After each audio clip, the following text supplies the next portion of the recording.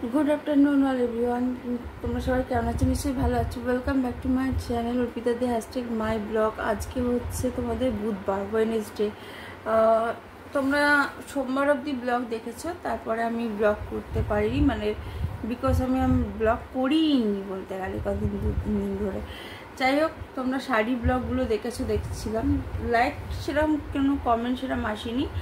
আমি বলেছিলাম কমেন্ট করে জানাতে এবং স্ক্রিনশট নিয়ে হোয়াটসঅ্যাপে পাঠাতে। গ্রুপ নাম্বার দেওয়া আছে দুটো, ডেসক্রিপশান লিঙ্কে দেওয়া আছে অলরেডি।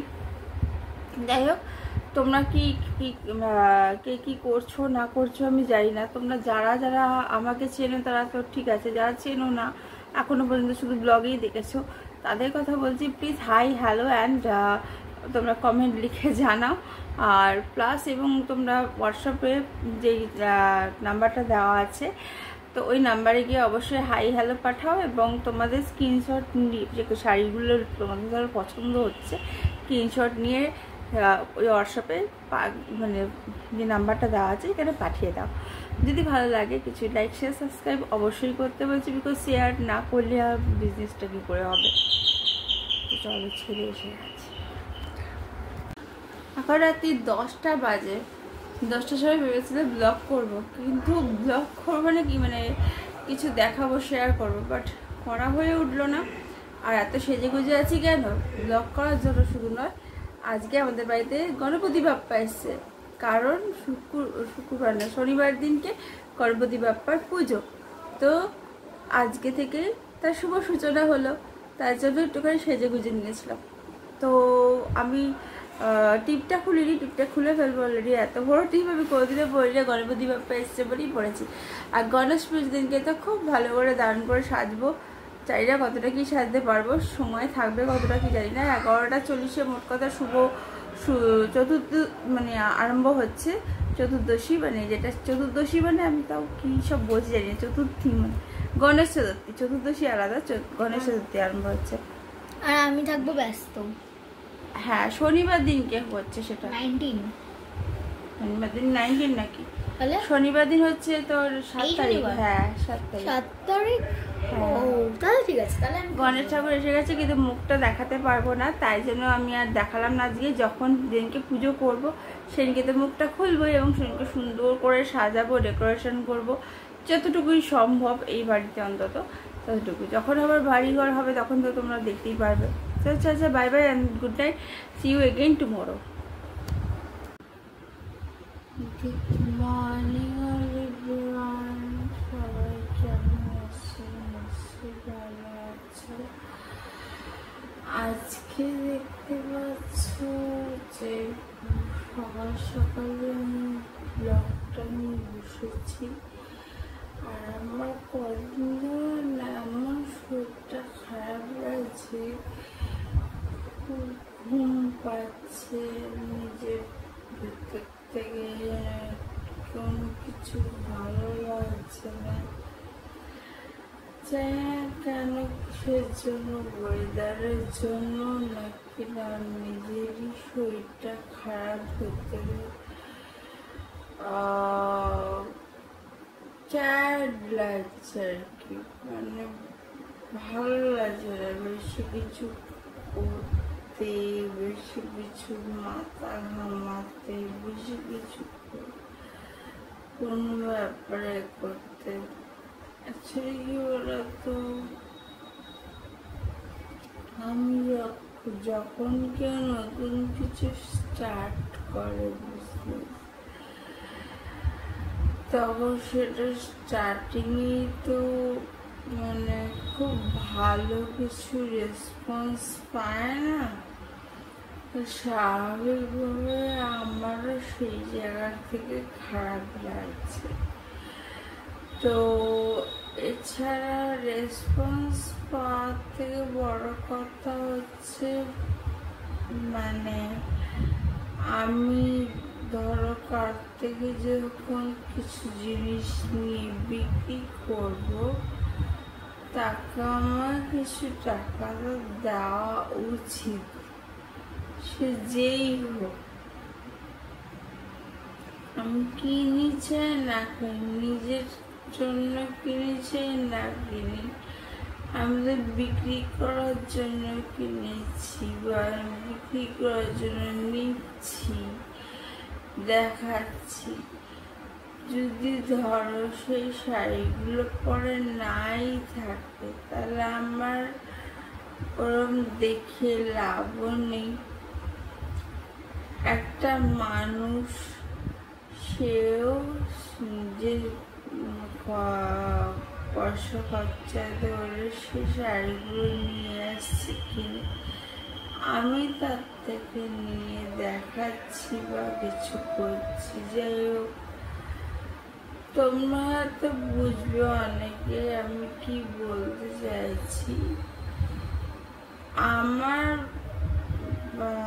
হাজবেন্ডের কথাই বলছি, বাধ্য হয়ে বলতে হচ্ছে। সে নিজে বিজনেসম্যান, সেই যে বিজনেসম্যান হয়ে কি করে ভাবেন যে কোনো পুঁজি ছাড়া বিজনেস করা যায়? কি করে ভাবছেন? আমি এই জায়গাটা আমি বোঝাতে পারছি না, হয়তো কোনোভাবে বা ওনার কোনো ফিলিংস নেই। উনি মানে ভাবছেন যে পুঁজি ছাড়াই সব কিছু করা যাবে। আই হোপ এইসবের জন্য আমার মন প্রচন্ড খারাপ, কারণ আমি একটা লেখাপড়া জানা মেয়ে। সবচেয়ে বড় লেখাপড়া জানলেই সবাই বড় হয়ে যায় তা নয়। আমি অনেকভাবে চেষ্টা করেছি অনেক কিছু করার, অনেক আগে থেকে, কিন্তু এখানে এই বাড়িতে পা দেওয়ার পর থেকে, মানে বিশেষ করে শ্বশুর বাড়ির কথা বলছি, তবে থেকে আমার লাইফে চাকরি বলো কাজ বলো কিছুই জুটছে। বিকজ কেন বলতো, সবার মধ্যে একটা জেনারেশন আমাকে কিছু করতে দেবে, আর এই জেনারেশনের জন্য আজকে এই অবস্থা। তুমি কল্পনা করো, দেখছি অনেক বলছি, আমি দেখছি বলছি আমি দেখে থাকছি আর বাড়ি বাড়ি বলছি এরকম কিছু হচ্ছে। আমি চাকরি শিখতে পারি, আমি নিয়ে আমি চেষ্টা করি, আমি চেষ্টা করি সরি ভালো করে আর কিছু করছি। তাহলে আমাদের বাইরে বাড়ি কিনে কাটি রাখি না, আমি বাড়ি শিখব। আর আমি কিছু করব ভাবে আমি বাইরে দেখাচ্ছি, কারণ তার কারণ হচ্ছে আমি ইউটিউব চ্যানেল করেছি, আমি দেখাচ্ছি। আমি ইচ্ছে করলে লাইভ করতে পারি, লাইভ করছি না। যতক্ষণ সাবস্ক্রাইবারটা বাড়বে ততক্ষণ আমি লাইভ করতে পারবো না। এছাড়া কতগুলো রুলস আছে যেগুলো চ্যানেলে করতে গেলে সেটা ফলো করতে হয়, তো সেগুলো অনুযায়ী আমি সবকিছু করছি। এবং আমার দেখো প্রতিদিনই একই কি জিনিস দেখাবো, কোথায় যাচ্ছি, কি করছি না করছি সবই দেখানোর পসিবল। তোমরা যেমন কাপড়টা দেখতে চাইছো দেখাচ্ছি, বাট এবার ব্যাপারটা হচ্ছে যে তোমরা কমেন্ট করছো না, হয়তো আজ করছো না, একদিন নিশ্চয়ই করবে। লাইক বেশি আসছে না, হয়তো আজ হচ্ছে না, কাল বেশি হবে। সবার তো সবসময় একইভাবে সমানভাবে দিন যায় না, কিন্তু নিজেকে যদি আমি প্রস্তুত না করি এভাবে সেলফ ডিপেন্ডেন্ট করার জন্য, আমার পাশে যদি আমার হাজবেন্ড নাই থাকে, তাহলে আমি কি করে নিজেকে নিজে ডিপেন্ডেন্ট করতে পারবো? এখন আমি আমার বাবার কাছে থাকি না, আর অনেক দিন ধরেই বাবার কাছে থাকি না, প্রায় 10-12 বছরের উপরে হয়ে গেছে। আমি এখন বাবার সাথে নেই, বাবা মার সাথে নেই। আমি আমার শ্বশুরবাড়িতে সংসার করছি, ছেলে মেয়ে হাজবেন্ড, আমরা 3-4 মিলে। তো সেই ক্ষেত্রে কি মনে হয়, যৌথ ফ্যামিলিতে যখন বা বিয়ে দিল তখন আমি আপত্তি করিনি, কিন্তু আমি কি করে বুঝবো যে তারা প্রত্যেকে মানে আমার ভালো চাইবে না, বা যাই হোক আমার সঙ্গে হিংসা করবে। এই হিংসার ব্যাপারটা কেন বলছি বা আমার বলা উচিত না, এটা নেগেটিভ থিংস, কারণ এসে যায় স্বাভাবিকভাবে এসে যায়, কারণ তারা পছন্দ করে না বলেই তারা কিন্তু ফোন করে না, তারা খোঁজ নেয় না। এছাড়া তারা অনেক রকম ভাবে আমার হাজবেন্ডকে অনেক কিছু বোঝায়। আমার হাজবেন্ড হয়তো ফার্স্টে একরকম কথা বলে, আবার পরে একরকম কথা বলে, তার কথার মাধ্যমে সে ধরা পড়ে যায়। তা মনে হয় এই জায়গাটা থেকে যে আমি যদি শ্বশুর বাড়িতে না থাকতাম, নিজের বাড়িতে মানে বাবা মার কাছে থাকতাম, এটা আমার শ্বশুর বাড়িটা বলে নাকি নিজের বাড়ি হয় বিয়ের পরে। আমার তো কোনখানে মনে হচ্ছে না নিজের বাড়িতে যখন নিজের স্বাধীনতাই নেই, সেখানে নিজের বাড়ি কি করে হলো? আমরা মেয়েরা শুধু বাইরে নয়, কাজের জায়গায় নয়, আমরা মেয়েরা কিন্তু আমাদের শ্বশুর বাড়িতেও সেফটি নয়।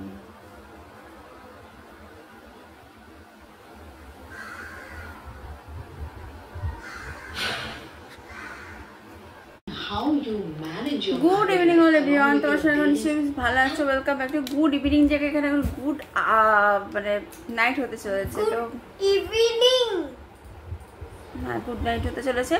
তো এখন আমি যেগুলো এতদিন তোমরা দেখছো, 1 মিনিট একটা ফোন এসে গেছে। গুড ইভিনিং ফ্রেন্ড, যদিও এখন গুড নাইট হতে চলেছে, আমি এখন গুড ইভিনিং বলছি। কালকে হচ্ছে গণেশ চতুর্থী, তো গণেশ চতুর্থীর আগের দিনকে আমি তোমাদের কিছু জিনিস দেখাতে চাই, শেয়ার করতে চাই, সেটা দেখাবো। এবার সেটা কি কি শেয়ার করছি সেটা তোমরা দেখে নাও। চলো, তোমাদের যেটা দেখাবো সেটা হচ্ছে আজকে যে জিনিস, সেটা হচ্ছে জয়পুরিয়া প্রিন্টের ওপরে বেডশিট। আর এছাড়াও আরো অনেক রকম বেডশিট আছে, দেখিয়ে দাও সবগুলো। জয়পুরিয়া প্রিন্ট আছে এবং জয়পুরিয়া মানে কাজের উপরে বেডশিট রয়েছে। তো এটা হচ্ছে জয়পুরিয়া প্রিন্টের উপরে রয়েছে, দেখো পুরো হোয়াইটের মধ্যে, দেখতে পাচ্ছ পুরো হোয়াইটের মধ্যে প্রিন্টটা এরকম সুন্দর। আর এই বেডশিটের সঙ্গে কিন্তু পিলো কভারও রয়েছে, দুটো করে তোমরা পিলো কভার পেয়ে যাবে। আর এটা হচ্ছে জয়পুরিয়া পুরো প্রিন্টটা দেখতে পাচ্ছ, এরকম পুরো চাদরটা এরকম পুরো জয়পুরিয়া প্রিন্ট রয়েছে হোয়াইটের মধ্যে,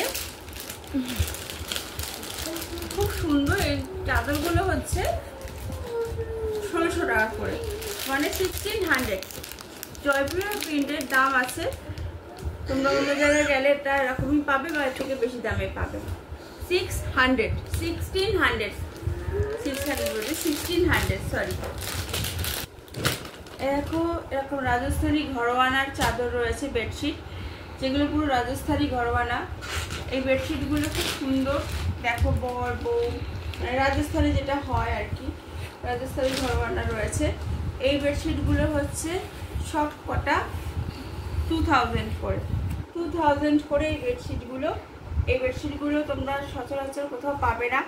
আর এর মানে অন্যরকম ছাপার মধ্যে হবে। আর এর একটা আলাদা আছে, এর সাথে কালারটা খুব সুন্দর, কম্বিনেশনটা তার মধ্যে প্রিন্টেডের উপরে রয়েছে। এগুলো সবই জয়পুরিয়া রাজস্থানী ঘরোয়ানা বেডশিট রয়েছে। এগুলো বেশিরভাগই 2000 টাকা করে দাম, ওটা 1600, এটা 2000 2000 করে বিকজ এটা পুরো জয়পুরিয়া প্রিন্ট হলেও রাজস্থানী ঘরোয়ানার কাজ রয়েছে, এখানে রাজস্থানী ঘরোয়ানার কাজ রয়েছে, তার সঙ্গে দেখেছি এরকম পাতা পাতা কাজ রয়েছে, সবগুলো প্রিন্টেডের মধ্যে রয়েছে। কিন্তু দেখে মানে মনে হচ্ছে সুতোর কাজ, কিন্তু এগুলো প্রিন্টেডের মধ্যে রয়েছে। আর এগুলো একটু দাম বেশি, তোমরা এইসব সচরাচর পাবে না। এইসব বেডশিটগুলো বেশিরভাগ আমরা রাজস্থান বা এই ধরনের জায়গা থেকে আমরা নিয়ে আসি, আমাদের একজন লোক আসে তিনি দিয়ে যান। তো এই ধরনের কাজ তোমরা পাবে না। পুরো দেখো কাজটা, কম্বিনেশনটা কত সুন্দর, কালারটাও খুব কম্বিনেন্ট কালার। আরও পিলো কভার রয়েছে দুটো এরকম, খুব সুন্দর, খুব সুন্দর। আমার তো মনে হচ্ছে যে আমি নিয়ে নিই। তোমাদের ভালো লাগলে তোমরা অবশ্যই স্ক্রিনশট নিয়ে আমাকে 9830 স্ক্রিনে দেওয়া নাম্বারটা ফলো করবে, 9830470623।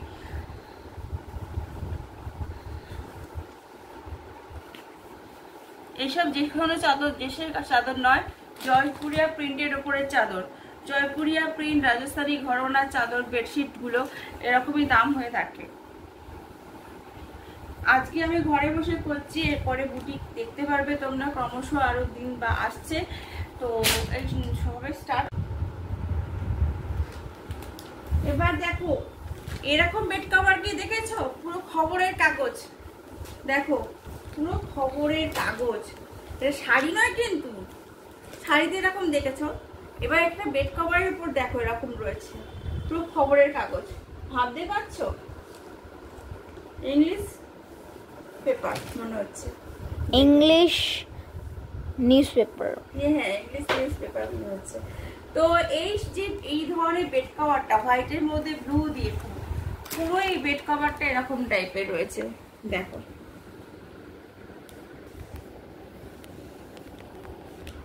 এই বেড কভার গুলো হচ্ছে, এই বেড কভার গুলো হচ্ছে 1000 টাকা করে, এই বেড কভার গুলো হচ্ছে 1000 টাকা করে। খুব মানে এখানে সমস্ত ট্যাগ ফ্যাগ দেওয়া রয়েছে। আর এই দেখো এই হচ্ছে ওয়ারগুলোও দেখছো, পুরোই দেখো। এগুলো কিন্তু খুব এলিগেন্ট, খুব এলিগেন্ট। এগুলো তোমরা সচরাচর পাবে না এরকম ধরনের বেড কভার, বিকজ এ ধরনের শাড়ি হয়তো পেতে পারো, কিন্তু তাও এরকম ইংলিশে মানে ইংলিশ নিউজ পেপারের মতো পুরো বেড কভারটা, বেডশিট অ্যান্ড দেন তার সঙ্গে রয়েছে এরকম দুটো পিলো কভার। তো এই বেডশিট অ্যান্ড পিলো কভার নিয়ে কিন্তু 1000 টাকা। আর আগে জয়পুরেরগুলো একটু যেহেতু দাম বেশি, সেই জন্য সেই তুলনায় এটা অনেকটাই কম। 1000 টাকার মধ্যে তোমরা এত ভালো বেডশিট পাবে না কোথাও। আর যা পাবে প্রিন্টেড তাও ওরকম দামে। আর এগুলো একটুখানি এরকম কাগজও দেখছো, বাট এগুলো খুবই কোয়ালিটি ভালো। আর কাগজে যেগুলো থাকে না যে এরকম বোতাম সিস্টেম, ওগুলো অত ভালো হয় না, তোমরা দেখে নেবে। আর তোমরা একবার আমার বাড়িতে আসো দরকার পড়লে, অ্যাড্রেসটা আমি দিয়ে দেবো ডেসক্রিপশনে, তোমরা হাতে দিয়ে দেখে দেবে কোয়ালিটিটা, তাহলে বুঝতে পারবে দাম কেন বেশি বা বৃত্তান্ত কি। আর লাস্ট বেডশিটটা দেখাচ্ছি, 4 থেকে 5টা বেডশিট তুলেছি আপাতত এখন, কারণ আগে বেডশিটগুলো একটু দামি বলে আমি ওই জন্য 4 থেকে 5টা বেডশিট তুলেছি। কাপড় অনেকগুলো তুলেছি, কারণ কাপড়ের ভ্যারাইটিস আছে, কিন্তু বেডশিট 4 থেকে 5টাই তুলেছি। তো যদি সেল হয় অবশ্যই আমি আরও তুলবো, তোমাদের অর্ডার এলে আমি তুলবো। স্ক্রিনশটটা নিয়ে নিও কিন্তু অবশ্যই, যদি বেডশিটগুলো পছন্দ হয়। এইটা হচ্ছে পুরো হ্যান্ডওয়ার্কের মধ্যে রয়েছে, জয়পুরিয়ার হ্যান্ডওয়ার্কের কাজ বেডশিটে, পুরো দেখা দিয়া কাঁথার প্রথম কাজ করা রয়েছে। দেখ স্টিচের কাজ রয়েছে এখানে, এই দেখো এরকম স্টিচের কাজ রয়েছে সুতো দিয়ে। তোমরা কিন্তু বুঝতে পারছো না, খুবই এলিগেন্ট, খুবই এলিগেন্ট এই বেডশিটগুলো। এই বেডশিটগুলো সচরাচর কোথাও পাওয়া যাবে না, আমি বারবার এক কথাই বলছি, এই বেডশিটগুলো সচরাচর কোথাও পাবে না। পুরো কাঁথার মতন, হ্যাঁ কাঁথার মতন কাজ করা, বেডশিটে কাঁথা স্টিচের মতন কাজ করা, ভাবতে পারছো? জয়পুরিয়া প্রিন্টের উপরে বেডশিটে কাঁথা স্টিচের মতন কাজ করা রয়েছে। তো বেডশিটের উপর যদি কাঁথা স্টিচের কাজ করা থাকে, তাহলে কাঁথা স্টিচের কাপড় এবার আনবো, বুঝতেই পারছো।